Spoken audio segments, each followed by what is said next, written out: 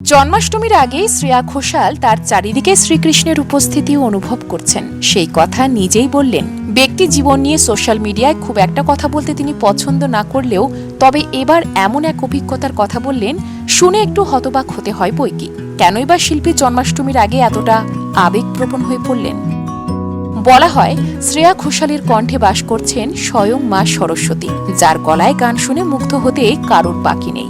আর তাই তো বহু অনুরাগীরা মনে করেন, বলা ভালো বিশ্বাস করেন, শ্রেয়ার গান অনায়াসে সংযোগ স্থাপন করতে পারে সরাসরি ঈশ্বরের সঙ্গে।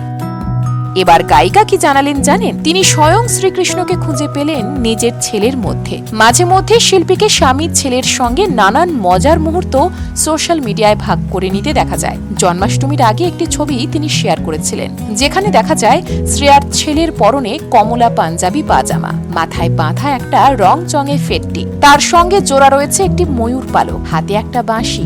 দেখলে যেন মনে হবে অবিকল ছোট্ট শ্রীকৃষ্ণের মতো। শিল্পী সেইভাবেই ছেলেকে সাজিয়েছেন। অনেক অনুরাগী মন্তব্য করেছেন, সত্যি সত্যি শ্রেয়ার ছেলেকে একেবারে ছোট্ট শ্রীকৃষ্ণের মতো লাগছে।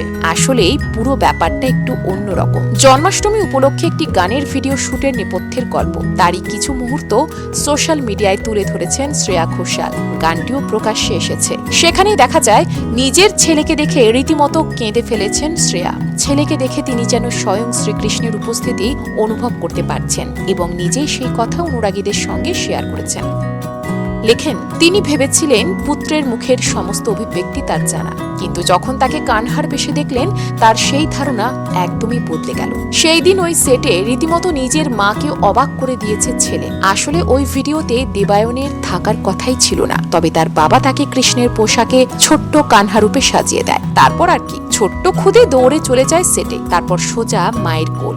ছেলেকে দেখে মুগ্ধ মা শ্রেয়া ঘোষাল, আনন্দের চোখ থেকে জল চলে আসে। নিজের চারিপাশে শ্রীকৃষ্ণের উপস্থিতি অনুভব করতে পারেন শ্রেয়া। এক কথায় এই মুহূর্ত তিনি কোনোদিন ভুলতে পারবেন না, তার সারা জীবন মনে থেকে যাবে।